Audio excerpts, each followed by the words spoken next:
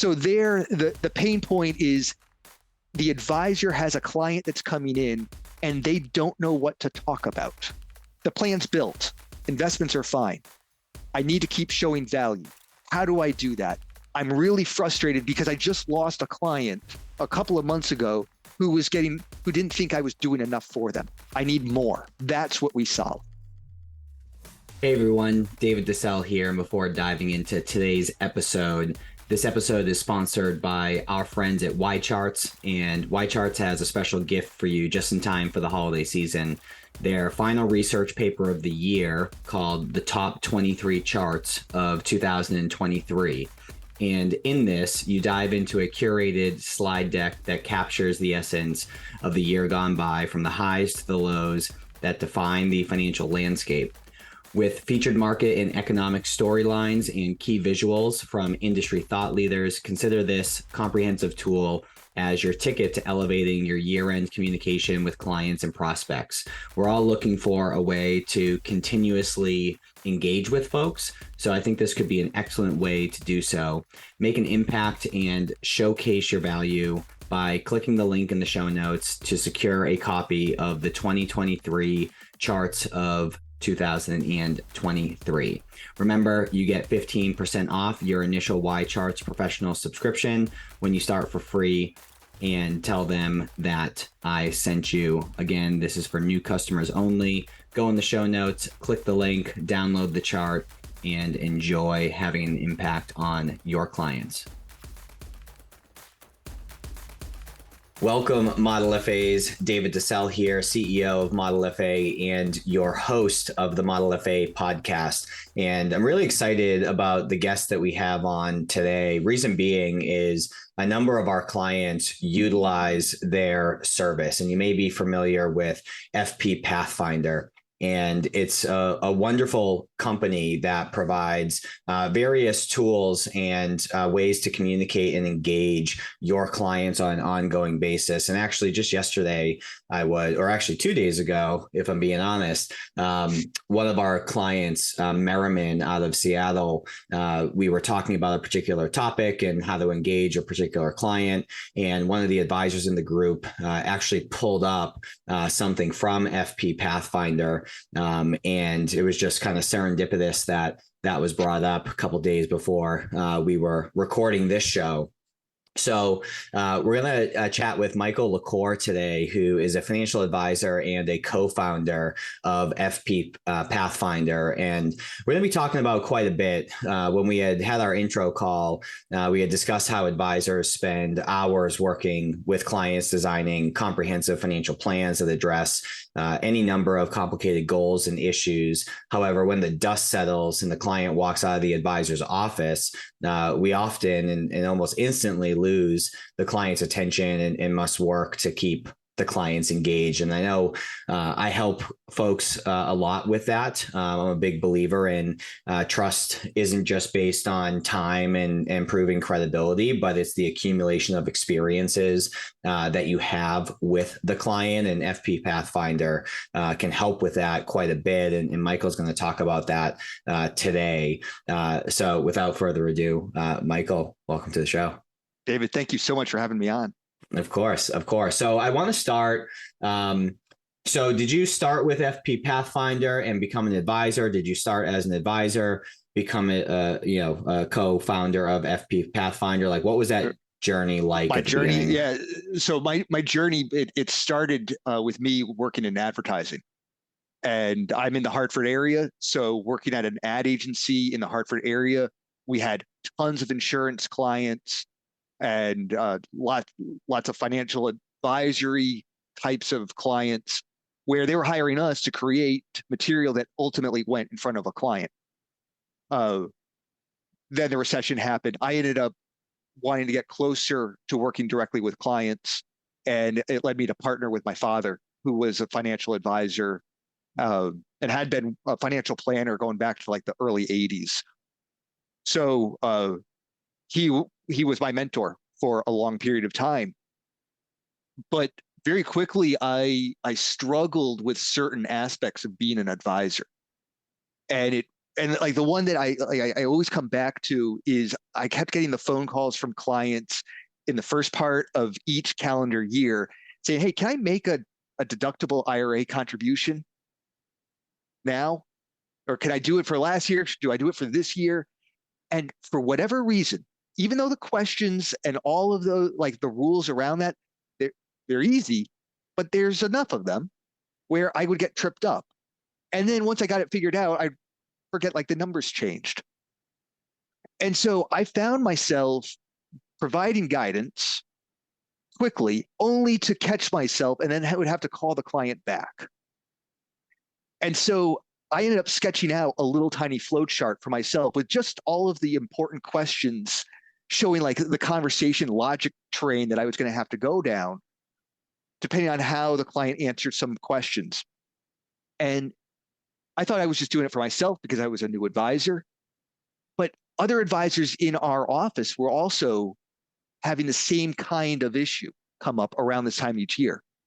So I just started sharing it. And then I started sharing it with bloggers. And it led to a conversation with Michael Kitces. And he said, "Hey, I've got this idea around creating checklists, similar to what you're doing here with flowcharts. Do you want a partner?" I was like, "To partner with Michael Kitces on something?" Like, yeah, let's see what happens. Sure.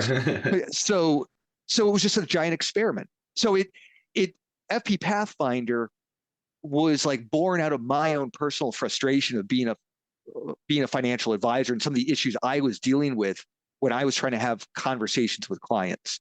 And it turned out that there was a much larger need in the industry. Well, it's probably too, if I were to guess, a certain degree of it, if you're anything like me.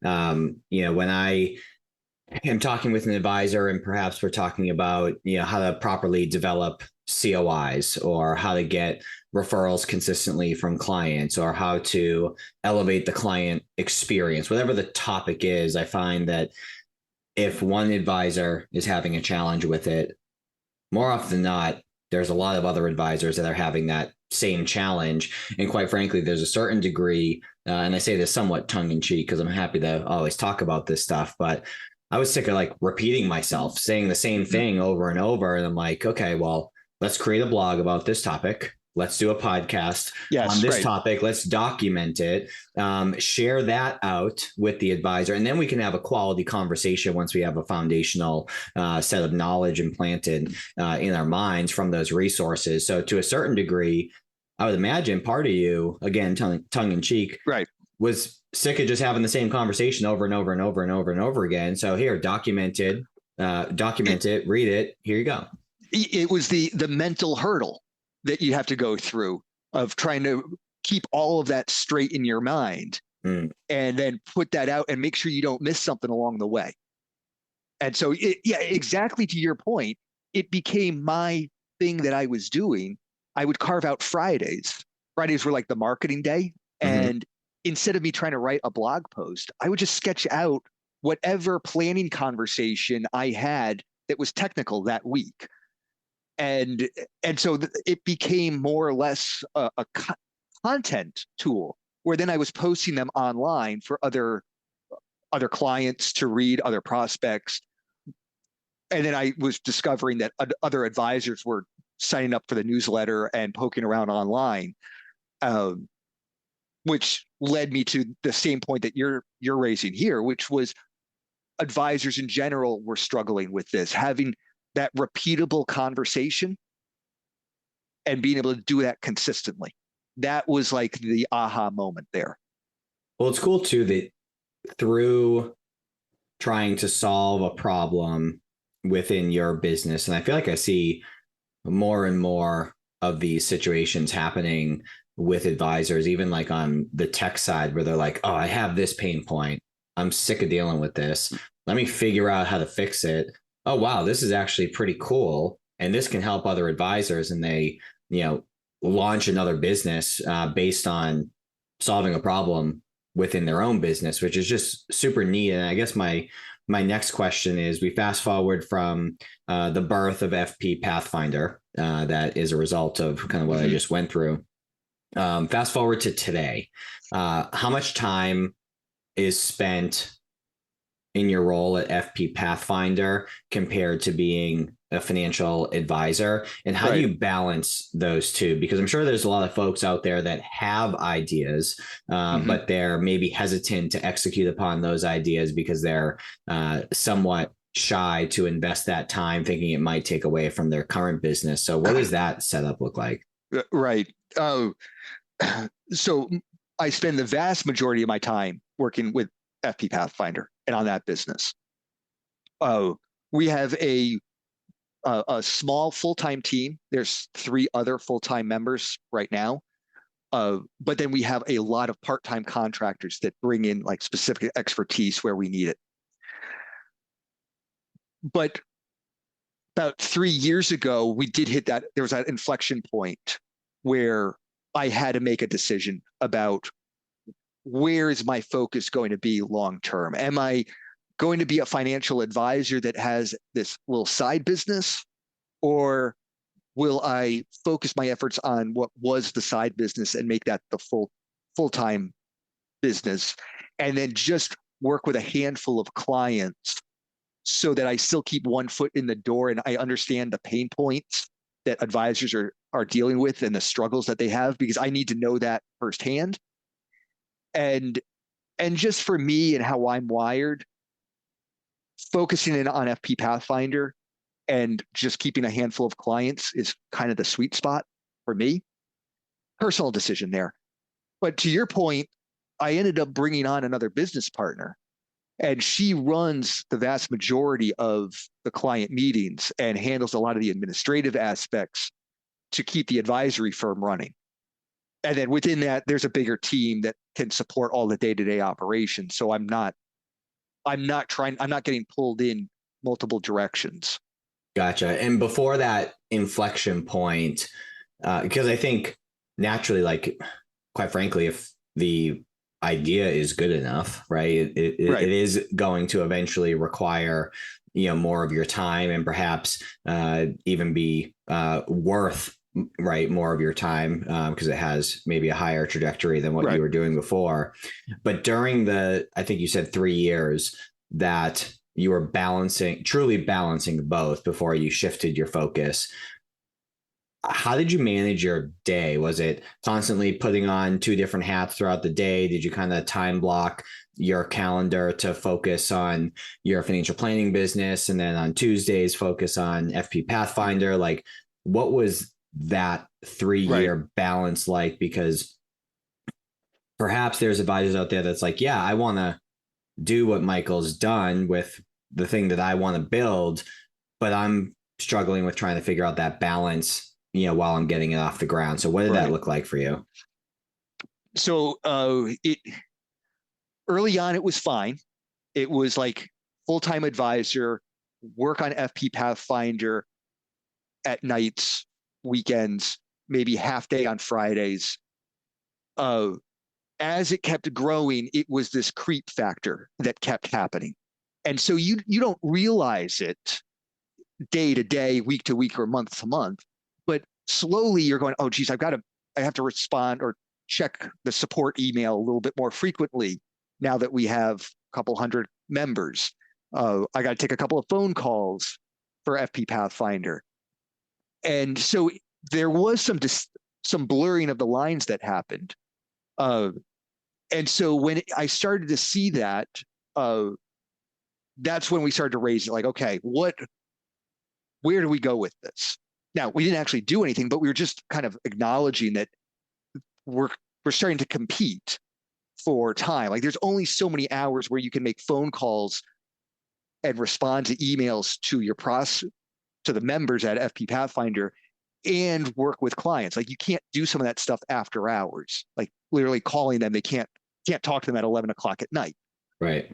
So when I realized this, I leaned into Strategic Coach that I was part of at the time.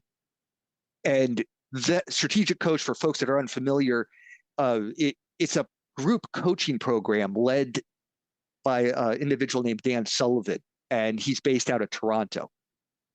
And they really focus on nurturing entrepreneurship. And there are lots of advisors that go through that same trajectory. They have one business and then they spin up another business. And how do you balance those? Ultimately, we came down to time blocking. I had set periods of time when it was just, I'm just going to be a financial advisor. Then I had somewhere it could morph depending on the need. And then other times it was very much dedicated to FP Pathfinder.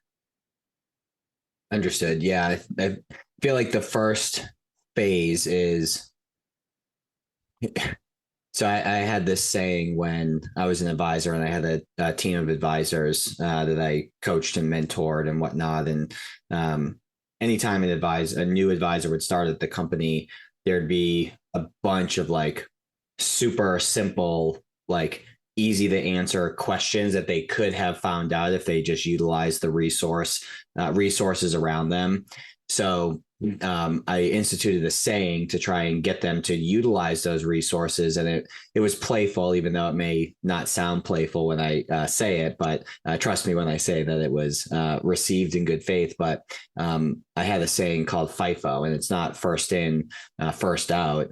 It's figure it the F out. Right. And then if you can't figure that out, then come to me and I'm happy to help with that. But if you didn't check this, if you didn't look into this, if you didn't talk to this person, hey, go use your resources first.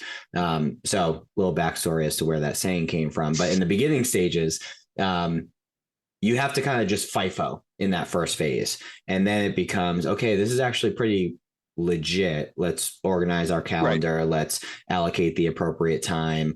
Let's make sure that we hire additional help for either the new business or the existing business. And then ultimately, here's your schedule now. I would imagine if the lion's share is FP Pathfinder, it's probably 3.5 days, 1.5 days in a typical work week between the two companies, if I were to guess. It's something along those lines. And it constantly, it morphs. There's less distinction now because I just have fewer responsibilities on the advisory firm than I had in the past. Gotcha.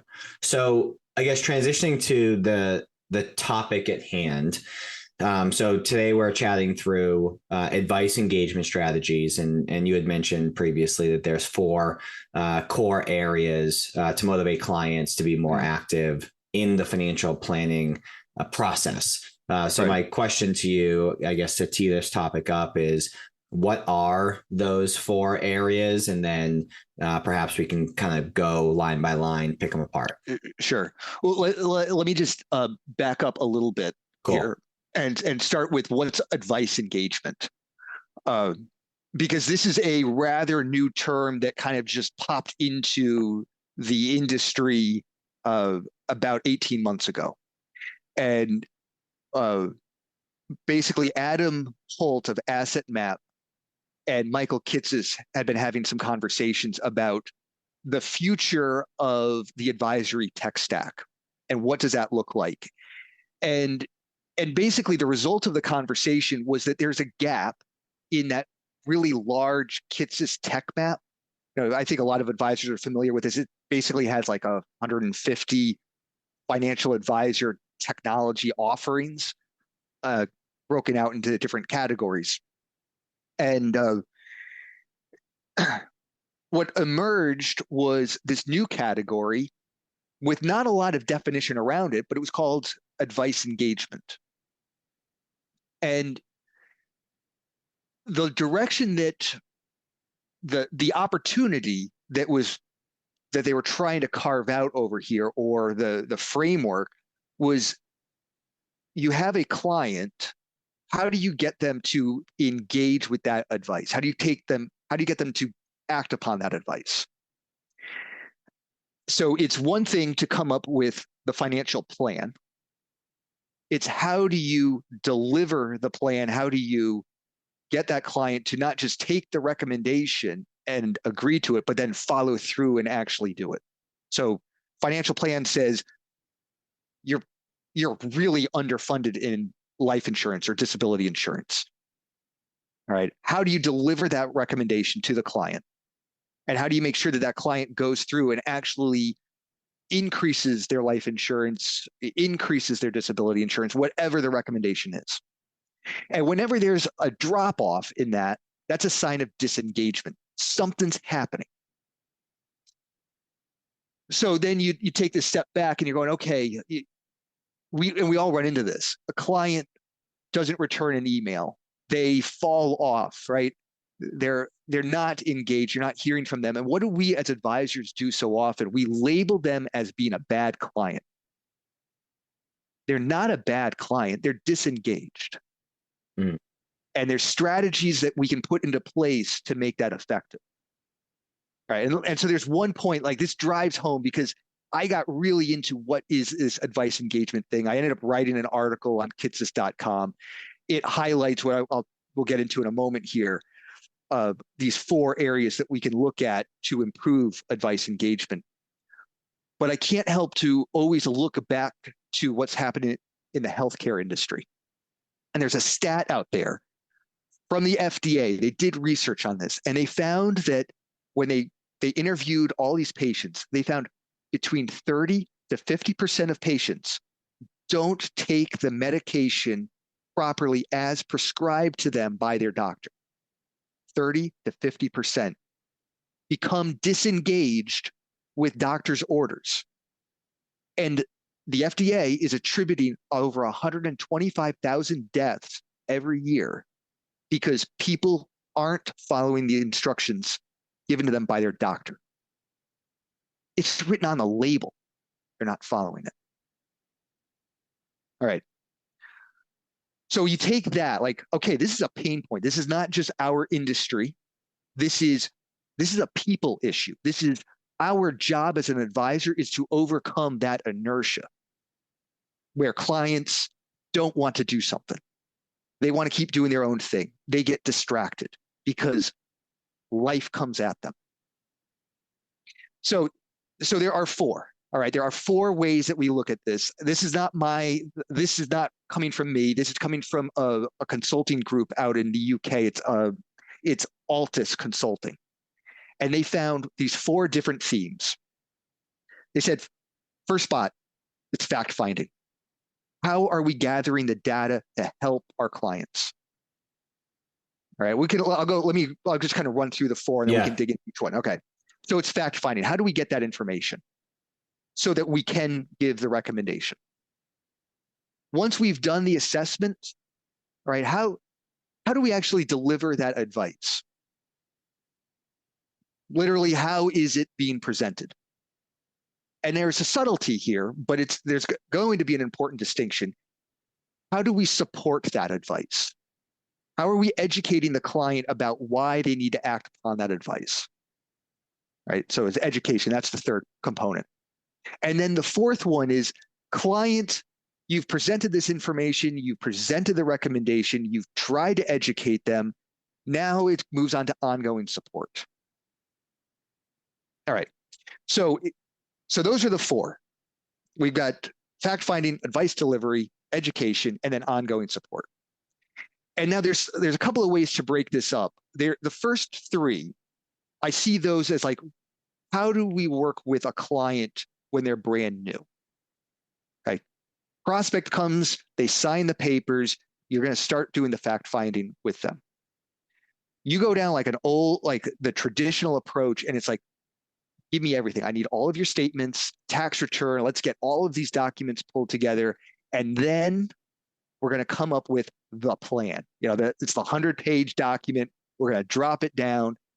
And how many spots there does that create disengagement? First time you work with a client, right? You give them a list of things to collect. They get overwhelmed. Like, it's going to take me hours to collect this. I don't know where this information is. I'll do this later. Right? And then you give them the plan. Like, if they give that information to you, you create this big plan, you drop the plan down on them, and they go, it's 100 pages. I don't have time to read this, let alone act upon it. And there's like a page at the back of all these things that I need to do. And sorry to interject, but it's timely. So I'm working with a client of mine that I've worked with for a couple of years now on his advice delivery portion of the interaction with prospects. And similar to what you're discussing, there was just so much detail in his presentation.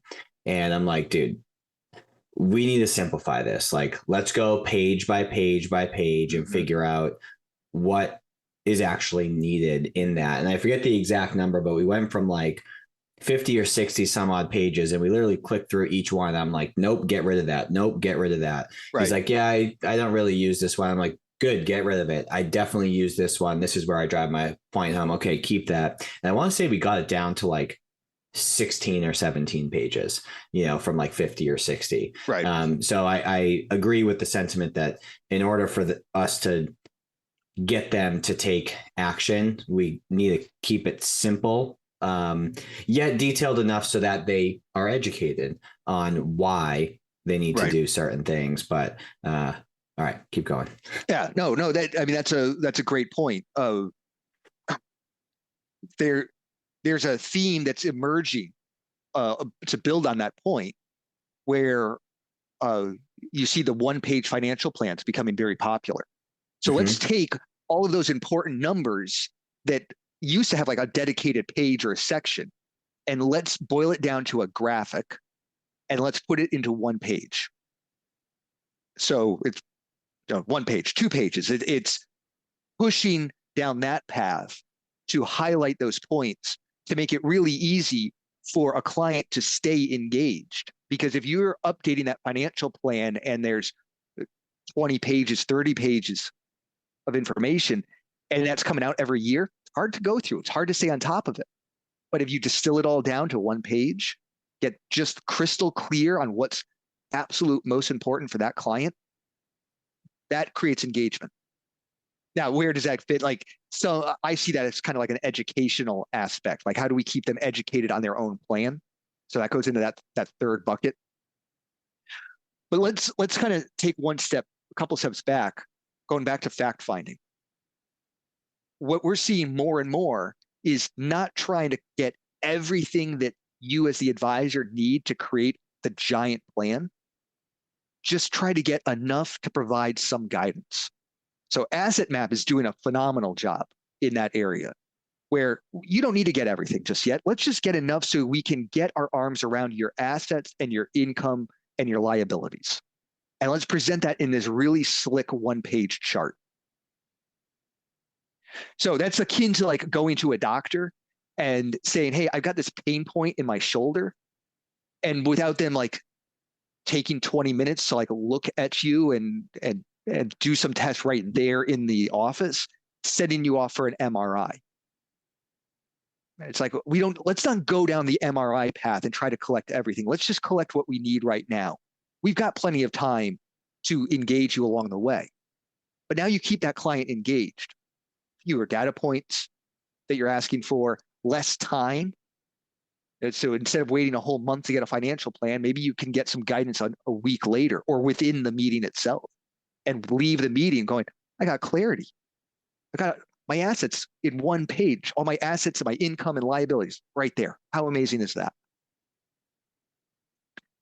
So that's data gathering. That's fact finding. It's all about trying to shorten that time, make fewer requests. You move on to advice delivery. And this is really like, how do you present these recommendations? Is it putting down a list of like 15 recommendations coming out of this big annual or this big 100-page plan? Or is it about like chunking it out and making it smaller and more digestible? We're seeing a lot of that in our area, where advisors are actually breaking apart the whole annual client review meeting in general. Say, we're getting rid of that. We're trying to cover way too much. We're going to focus on one section at a time, and we're going to do this over the whole year. We might have some more frequent communication with them, but it's not going to be like these super intensive meetings. And before we move on, I have a question or a counter argument to that point for conversational purposes. Yeah. So let's say I have 150 clients. I meet with them, once or twice a year is what I typically see. Some folks do quarterly, and we try and get a lot of stuff done in those, call it 1 or 2 interactions every year. And if I'm hearing you correctly, I'm making this up, but let's say there's, 6 things they need to do over the course of a year. If I'm hearing you correctly, you're saying, hey, rather than trying to do all 6 things, why don't every other month, let's pick one and let's move forward with it. So under that assumption, if I'm an advisor who has a lot of clients and I hear that, I'm like, honestly, Michael, I can see how that can be beneficial so that they move forward kind of one by one and don't get overwhelmed. But like, man, I don't have that time to be able to meet with a client 6 times a year. Help us kind of walk through or Right. think through that. Yeah. So that's an important point because it doesn't necessarily mean I'm meeting with my clients more. It's about breaking things down. So, uh, what we're seeing, and this is building on other themes about this rise of personalized client deliverables. There's more, all these, a bunch of these fintech tools that are out there, not just the ones in advice engagement, but we're seeing this in Right Capital, Asset Map. There's another company called Elements.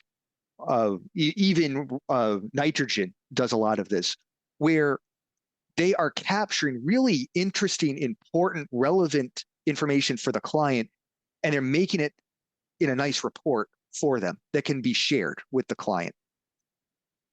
So it could be the sort of thing where come the third quarter of each year, the advisor is putting together a list of a report, 2-3 pages, that, let's say, just delves into their insurance coverage or insurance related issues.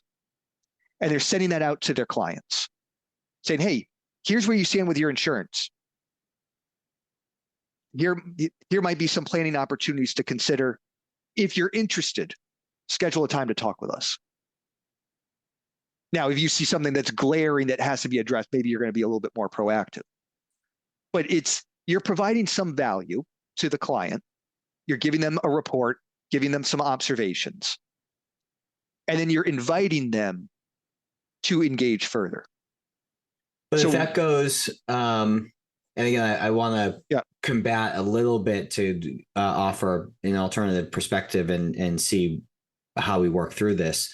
When you offer it and say, hey, we should really look at this, and perhaps they don't move forward, I go back to the FDA study that you said where I think it was 30 to 50% of folks don't take their medication as prescribed. This is kind of them not taking their prescription of something that they need to do. So how do we turn that correspondence and shift it in such a way to actually drive them to take action, unless, the idea kind of in question that you shared is a nice to have, but not a must have, piece of their financial plan. What are your thoughts there? Well, right. So I guess it becomes like a spectrum of how far you go down these paths. The point with that FDA stat there about the not taking the medication and the ramifications of that's you go back to that doctor. They come into the meeting with you as the patient and they say, okay, this is your problem. Here's the medication you have to take. They write it down. They walk out the door. Now you take that and you got to go talk to the pharmacist. You get it filled and then you got to follow it. That doctor's not following up with you. They're not checking in to say, hey, are you taking that medication? Gotcha. It's one and done. It's like, we'll see you at the next checkup. Reach out to me in 3 months if the symptoms persist. Right? That's the pain point. The pain point is advisor sits down with a client in a meeting and says, here are the 5-6 things you have to do. Go do them. And then next year they sit down and say, hey, it's time for our next annual review meeting. There were 5 things that you were supposed to do. Which ones did you do? And just say, well, I got distracted. There was this big thing with work, and then I had this other issue that happened with my family, and I just forgot. So what So you're saying is, of those 5 things, make sure you're following through on, hey, let's get this done. Let's get this done right. So proactively. one way of thinking about this, and we're finding advisors are finding lots of different ways to approach this. Like you're raising a valid concern. Like advisors are strapped for time. But the idea was break it out so you're not telling that client, do 5 things. Tell them, do one thing. And then we might know that there's something else to do, but we're helping to prioritize. And then in a couple of months, we're able to say, okay, did you get that thing done? Good. Now let's move on to this other thing. And you're That's kind the of creating you're creating momentum for them too, as opposed to a big wall in front of them with the 5 things. It's like just leaving some breadcrumbs along the way. That's the point. That's the idea of advice engagement. So you take this thing like all the way to the extreme. You have a client, you brought them in, you found like 5, 6 big gnarly issues. You tease those out for the client. Their plan is great. Their investments are invested just the right way that you wanted. No issues there. Now you come up and you're going to have next client review meeting with them. What do you talk about? The plan's done. Investments are fine. You don't want to talk about performance. You don't want to talk about the investments. You want to show more value. But push it one step further. They're retired. There's not a lot of big planning things coming down the road for them. How do you, as the advisor, keep showing value? That goes to that 4th bucket now. That's the ongoing maintenance aspect. How do we keep uncovering new things? How do we keep showing value? All right. So at that stage, let's continue going down that path. So Right. We have a very low maintenance client who's in retirement. How do you suggest that an advisor continues to add value? Because when advisors segment their clients, there's a bunch of different methodologies they abide by, from the amount of complexity in the plan to the amount of revenue. I have just a super basic Excel sheet where it includes scores for 5 different categories, and depending on how those scores shake out determines ABC, and it's revenue, but we all have a large paying client that we can't stand meeting, but they pay a lot of the bills, so to speak, and we have someone who's not as high as them that gives us so much energy, introduces us to so many people. Like, one shouldn't be an A and one shouldn't be a C. Right. Those things should be taken into consideration. Yep. So like it's a point system on revenue, coachability. Do they take your recommendations or do they push back? Likability. Do they fill your cup or drain your cup? Referability. Do they actually introduce new people to you? And then potential. Do they have $1 million and they're 70 years old, taking out 40 grand, 50 grand every year? Or do they have $1 million, 35 years old, and they're saving, 100 grand a year? Like, so that point system. And so in that scenario, a lot of times advisors will say, well, they're a low maintenance client. Like, I'll meet with them once a year and I'll email them and say, hey, anything you want to chat about? And if they say no, then we don't meet that year. So in that sort of scenario where a client doesn't necessarily need to meet with an advisor because everything's low maintenance and on autopilot, how do you continue to add value to those folks? Well, then, I mean, there's a question there where if they're happy and they're not expressing that, and that's the kind of business you've been able to build, or those are the kinds of clients you've attracted, then there becomes a question of why overwhelm them. Like Kitsis has a great line out there about the sledgehammer of value. Like, don't keep providing more value if clients aren't actually finding the benefit to them. So you got to keep that in check. But the theme that we have seen is advisors are hearing from clients saying, well, how are you providing value right now? Investments are okay. Plan's done. What else do I do? And I guess this has risen a little bit more, become more common because we see this whole like the monthly subscription model becoming a little bit more common now, where clients are actually, they're seeing it show up in their credit card statement or they're writing that check, and it's more to the forefront of their mind rather than a lot of the typical approaches where the fees are deducted from an account and the client doesn't really see it in the same way. So I think that is part of the reason they're seeing that fee a little bit more pop out at them.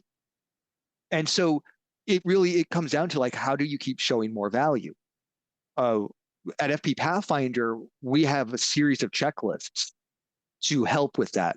And it's issues to look at the start of the year for a client, issues to look at during the annual client review meeting, or issues to look at the end of the year. So it's like they're evergreen checklists that can be used with any client. And really it's designed to just make the advisor look and be smarter in front of their client. But it means it helps the advisor show up to a client meeting and say, hey, I've got some things we can talk about over here. And it's not forcing the advisor to like go try to recreate the wheel and go, geez, okay, client's coming in. What do I do? What do I talk about? Let me go like drill through all the history of the notes. Like, no, let's just go through the checklist. We can just run through this right here and figure it out.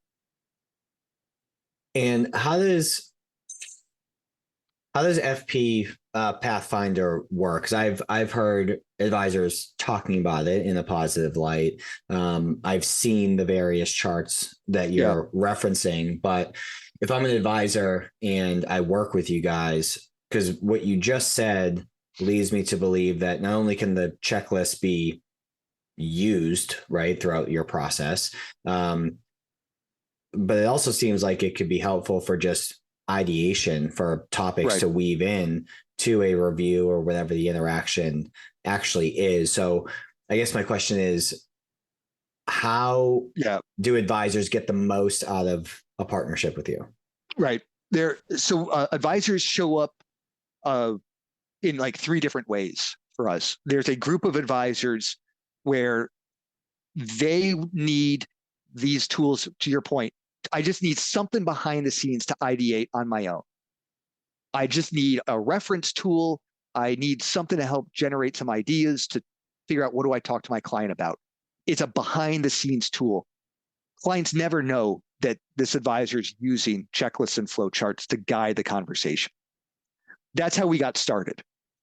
Very quickly, advisors said, I don't want your FP Pathfinder logo in the upper right corner. I want to put this in front of my clients. So I want to be able to white label this. I want my logo up there. I want my colors, and I want a second page where I can put in like information about my firm. So there, the pain point is the advisor has a client that's coming in and they don't know what to talk about. The plan's built. Investments are fine. I need to keep showing value. How do I do that? I'm really frustrated because I just lost a client a couple of months ago who didn't think I was doing enough for them. I need more. That's what we solve. And in that case, the advisor is taking that checklist and they're showing it to the client. Maybe they're sitting down together in the meeting saying, let's go through and check the boxes. Oh, we found 3 different planning issues here. Great. Let's dig into that. That's going to cover us for the next 6 months or so to dig into that. Then there's this group that took that mindset and said, we want to do this at scale. And here, the pain point is the advisor sits down with the client. The advisor had the agenda. They knew what they wanted to cover, but it immediately got derailed because the client brought in something that the advisor was not expecting. I've firsthand, I've dealt with one where client came in and said, I just went through a divorce. We're in the middle of the divorce right now. Whole meeting got tossed up in the air. We've seen this like buying a house, going through retirement, major purchases. And so these advisors are saying, we want to create a meeting, an annual client review meeting or whatever kind of cadence, but we want to do it in some way where we can scale it. So we actually want to send interactive versions of these checklists to our clients before the meeting. So the client can go through and check the boxes. Much like when you go to a doctor and before you meet with a doctor, they're asking you like, just check the boxes. it's quick. It's designed to be 5 minutes, not try to collect a lot of information. We're just trying to get a baseline. After the client completes that, all that information flows into the CRM. And it comes through in a couple of different ways, but basically it helps to create the agenda for the meeting. So now the advisor isn't showing up to that meeting completely blind. They've gone through a systematic way of asking questions to uncover the planning issues. And then they have the time to actually go in and do the prep work that's needed so that when they sit down with the client, they're solving the issues rather than uncovering them right then and there in the meeting and then having all the follow-up to do afterwards. I'm smirking because I want to extract something that's happening throughout those scenarios that you just mentioned, which is your ego is suppressed enough, and you and your company are nimble enough to be able to listen to your audience, listen to your customers, and create the things that they need. Where, not to kind of put words in your mouth or try and analyze every single step, but generally speaking, you started off with sketches, you went into flowcharts, and it was, here's an FP Pathfinder flowchart. Now it's, here's an ABC financial flowchart. Here's an interactive flowchart. So right. I'm going to extend an invitation, and hopefully it's okay for anyone listening. If there's anything in your interactions with FP Pathfinder that you think would be improved with an idea that you have, like, reach out to them, because clearly they're nimble and open-minded enough to create something that may have been overlooked, when you guys launch. So I really appreciate you and companies that are willing to listen to their clients and create things rather quickly. We still create 1 to 2 new checklists or flowcharts every month. And we've now systematized this, but there's a section on our site where advisors can go in, they can make suggestions, or they can go vote up ideas that other people have submitted. That's and cool. As those kind of rise to the top, that becomes our editorial calendar. And we're going, okay, here's the theme. This is what we're going to build. I say this jokingly, but you guys don't even have to think anymore. You just have to do what the advisors are telling you to do. You know what's interesting? Where we do have to think, where it's gotten more difficult as we've grown, is the interactive features, the technology aspect. Because very early on, it was clear, like, give us white labeling. That's all we want. And then it was, we just want interactive features. That's all we want. But now, very clearly, we have 3 different types of people that have shown up. And we have 3 different membership levels, one for each of those 3 advisors that I described a moment ago. And now they all have different needs as to what they're looking for. Some want more interactive CRM integration features. Others want like a slicker, more polished design, and others just want more technical detail because they don't want to put it in front of a client. So that's where we spend a lot of our time now, is understanding the needs, not as advisors as a whole, but these different segments of advisors that are using our software. Understood. I do have a super random question because I'm always curious. If you could think back, what, if there has been one, what's the most unrealistic request you've gotten or idea that you've gotten that you're just like, no, like we can't do that? So, well, most unrealistic. Well, most unrealistic is like some small country in Europe that wants us to create, an advisor wants us to create a checklist for that particular country. Or so those things, like, we can barely understand all of the federal rules, let alone all the individual state rules. We're not going to go jump onto something foreign. Gotcha. But I guess, like, the more pressing, the other way of looking at it is that we'll get like very niche-y kinds of requests, like farm ownership related checklists or flowcharts. It's like, okay, I'm in New England, like, that's not a thing. All right. That's a thing in other parts of the country, but we can't go down that level. Like we don't want to go so nichey in a particular topic that only a very minute number of advisors would be using us. Our goal really is to focus on let's uncover like 80% of the planning issues with our guides. And we're just focused on uncovering the issue. So we do have advisors that we work with that understand what's going on in like farm ownership, which is a very unique issue. But we're not going to actually put that question in the checklist. We'll broaden it out into like owning a business, selling a business. What does that look like? So we zoom out, even though we get into the weeds when we're developing them. I don't know. Gotcha. It's very niche related topics that. Well, and it's interesting because we've gotten, some of those things as well. And what I've come to realize is that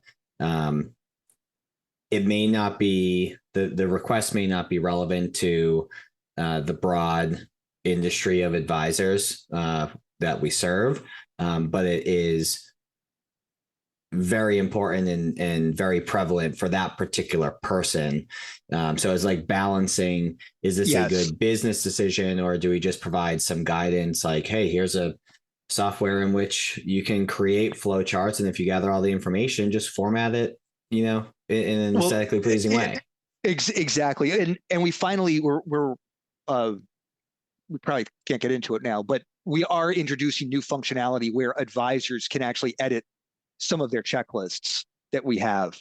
So if they have a niche offering, they work with Silicon Valley tech executives or farmers with very unique planning considerations, they can add specific questions to our checklists.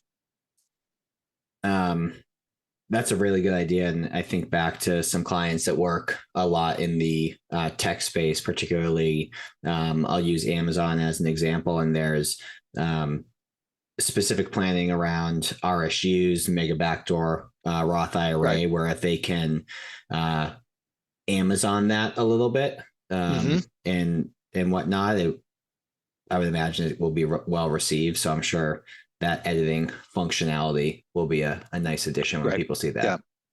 Yeah. Well, cool, Michael, this has been wonderful. I do want to pivot slightly. Sure. So for those of you who are listening, one of the things, if this happens to be your first episode listening, first off, welcome. I appreciate your time and attention. But in addition to that, one of the questions that we ask all of our guests is a book that's had an impact on them. And the reason why we do that is we want to, all the guests that we have on are either successful advisors or successful business owners that serve the industry. So I'm always curious about a book that's had an impact on them. And it's our way of kind of distilling a reading list for all of you, myself included. So Michael, the book that you chose was The Road Less Stupid by Keith Cunningham. Why'd you pick that? What's the impact that's had on you? All right. So this was my favorite book that I read last year. And it's not so much a book that you read, it's a reference book. Okay. And actually, you and I, we share something in common. We are big believers of EOS, the Entrepreneur's Operating System. Mm-hmm. And so basically for folks that are unfamiliar, we have a plan. There is, for our business, we can look out pretty far. We have a projection. We boil it down from like a big, hairy, audacious goal to our 3-year vision to our 1-year goal. And then we break it down into quarterly rocks that hopefully all kind of funnel up to hit our goals that we have. And as part of this quarterly rock setting process, I'm basically stepping away from the business for a day to look at the business and talk with my coach on it. And in preparation, they always advise you to take a clarity break, take another day, get out of the office, in my case, the basement, and think about the business. And I struggled with that so much because I would step away, I would go somewhere else, and and I would daydream, and I would get distracted, and I would think about other things, and it wasn't focused. And the clarity break didn't provide clarity. I found it to just be a waste of my time. And so it was that. So when I mentioned this to my EOS coach, he said, "Here's, you got to read this book." And this book is basically a framework of questions. It helps you be a better thinker by helping to probe with different questions. And so it's basically, the book is all broken out into different probing questions with little introductions to kind of get you into that mindset. And then he gives you a lot of resources about how to be a better thinker. So the thing that I love is like, write your question out, then rewrite it. Rewrite the question you're going to ask yourself like 10 times in different ways, because the act of writing the question will usually trigger you to think of an answer in a slightly different way. And so so all of a sudden you're able to look at a problem in multiple lights just by reframing your question. And his book is just chock full of ideas to help you get to that point of reframing your ideas, reframing the questions that lead to the ideas. Well, I love that. I'm on Amazon right now and just scooped it. It'll be here in a couple of days. Because one of the things that I suggest when I work with clients is once a week, every other week, once a month at least, schedule some think time. Right. Just sit there and think, vision. But I haven't had a methodology outside of, well, just go there and think through what you want. Think. Right. And I imagine, if they do it, a lot of them, will daydream. So I'll read this and perhaps it will give me some good structure and information to be able to share. So I appreciate you picking that book. Yeah, absolutely. Awesome. Well, Michael, this has been wonderful. If I'm listening to this and I happen to not work with FP Pathfinder and want to just get to know you better, what are some places I can go to check you guys out? Yeah. So you could go to fpPathfinder.com, and over there we've got a lot of the guides that I've talked about on this episode. They're freely available. We want advisors to look under the hood.